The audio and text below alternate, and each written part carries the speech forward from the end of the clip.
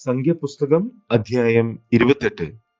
യഹോവ പിന്നെയും മോശെയോട് അരുളിച്ചെയ്തത്, എനിക്ക് സൗരഭ്യവാസനയായ ദഹനയാഗങ്ങൾക്കുള്ള എന്റെ ഭോജനമായ വഴിപാട് തക്ക സമയത്ത് എനിക്ക് അർപ്പിക്കേണ്ടതിന് ജാഗ്രതയായിരിക്കാൻ ഇസ്രായേൽ മക്കളോട് കൽപ്പിക്കണം.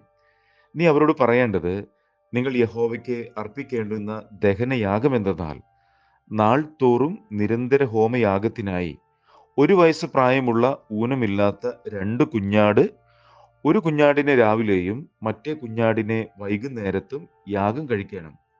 ഇടിച്ചെടുത്ത എണ്ണ 1/4 ഹീൻ ചേർത്ത ഒരിടങ്ങഴി മാവ് ഭോജനയാഗമായും അർപ്പിക്കണം. ഇത് യഹോവയ്ക്ക് സൗരഭ്യവാസനയായ ദഹനയാഗമായി സീനായ് പർവ്വതത്തിൽ വെച്ച് നിയമിക്കപ്പെട്ട നിരന്തര ഹോമയാഗം. അതിന്റെ പാനീയയാഗം കുഞ്ഞാടൊന്നിന് 1/4 ഹീൻ മദ്യമായിരിക്കണം.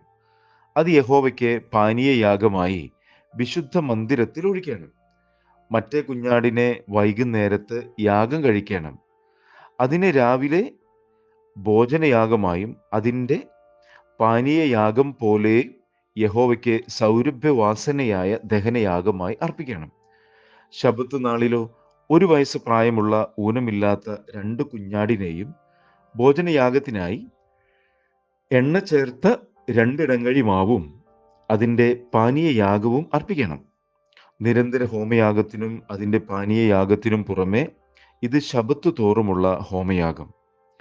നിങ്ങളുടെ മാസാരംഭങ്ങളിൽ നിങ്ങൾ യഹോവയ്ക്ക് ഹോമയാഗത്തിനായി 2 കാളക്കിടാവിനെയും 1 ആട്ടുകൊറ്റനെയും 1 വയസ്സ് പ്രായമുള്ള ഊനമില്ലാത്ത 7 കുഞ്ഞാടിനെയും കാള ഒന്നിന് ഭോജനയാഗമായി എണ്ണ ചേർത്ത 3 ഇടങ്ങഴി മാവും ആട്ടുകൊറ്റന് ഭോജനയാഗമായി എണ്ണ ചേർത്ത 2 ഇടങ്ങഴി മാവും കുഞ്ഞാടൊന്നിന് ഭോജനയാഗമായി എണ്ണ ചേർത്ത 1 ഇടങ്ങഴി മാവും അർപ്പിക്കണം.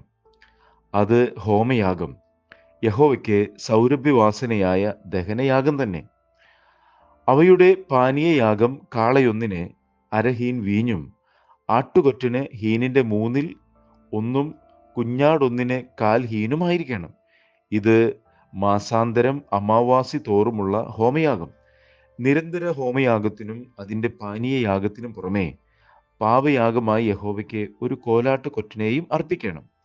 1-ാം മാസം 14-ാം തീയതി യഹോവയുടെ പെസഹ ആകുന്നു. ആ മാസം 15-ാം തീയതി പെരുന്നാൾ ആയിരിക്കണം. 7 ദിവസം പുളിപ്പില്ലാത്ത അപ്പം തിന്നണം. 1-ാം ദിവസം വിശുദ്ധ സഭായോഗം കൂടണം. അന്ന് സാമാന്യ വേലയൊന്നും ചെയ്യരുത്. എന്നാൽ നിങ്ങൾ യഹോവയ്ക്ക് ഹോമയാഗത്തിനായി 2 കാളക്കിടാവിനെയും 1 ആട്ടുകൊറ്റനെയും 1 വയസ്സ് പ്രായമുള്ള 7 കുഞ്ഞാടിനെയും ദഹനയാഗമായി അർപ്പിക്കണം. അവ ഊനമില്ലാത്തവ ആയിരിക്കണം. അവയുടെ ഭോജനയാഗം എണ്ണ ചേർത്ത മാവായിരിക്കണം. കാള ഒന്നിന് 3 ഇടങ്ങഴിയും ആട്ടുകൊറ്റന് 2 ഇടങ്ങഴിയും 7 കുഞ്ഞാട്ടിൽ ഓരോന്നിന് ഓരോ ഇടങ്ങഴിയും അർപ്പിക്കണം. നിങ്ങൾക്ക് വേണ്ടി പ്രായശ്ചിത്തം കഴിപ്പാൻ പാപയാഗത്തിനായി 1 കോലാട്ടിനെയും അർപ്പിക്കണം. നിരന്തര ഹോമയാഗമായി രാവിലത്തെ ഹോമയാഗത്തിന് പുറമെ ഇവ അർപ്പിക്കണം. ഇങ്ങനെ 7 നാളും യഹോവയ്ക്ക് സൗരഭ്യവാസനയായി ദഹനയാഗത്തിന്റെ ഭോജനം ദിവസം പ്രതി അർപ്പിക്കണം. നിരന്തര ഹോമയാഗത്തിനും അതിൻ്റെ പാനീയയാഗത്തിനും പുറമെ ഇത് അർപ്പിക്കണം. 7-ാം ദിവസം വിശുദ്ധ സഭായോഗം കൂടണം. അന്ന് സാമാന്യ വേലയൊന്നും ചെയ്യരുത്. വാരോത്സവമായ ആദ്യഫല ദിവസത്തിൽ പുതിയ ധാന്യം കൊണ്ട് ഒരു ഭോജനയാഗം കൊണ്ടുവരുമ്പോഴും വിശുദ്ധ സഭായോഗം കൂടണം. അന്ന് സാമാന്യ വേലയൊന്നും ചെയ്യരുത്. എന്നാൽ നിങ്ങൾ യഹോവയ്ക്ക് സൗരഭ്യവാസനയായ ഹോമയാഗത്തിനായി 2 കാളക്കിടാവിനെയും 1 ആട്ടുകൊറ്റനെയും 1 വയസ്സ് പ്രായമുള്ള 7 കുഞ്ഞാടിനെയും അർപ്പിക്കണം.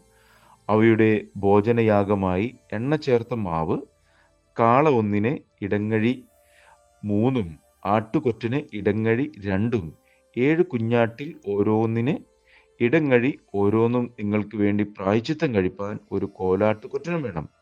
നിരന്തര ഹോമയാഗത്തിനും അതിൻ്റെ ഭോജനയാഗത്തിനും അവയുടെ പാനീയയാഗത്തിനും പുറമെ നിങ്ങൾ ഇവ അർപ്പിക്കണം.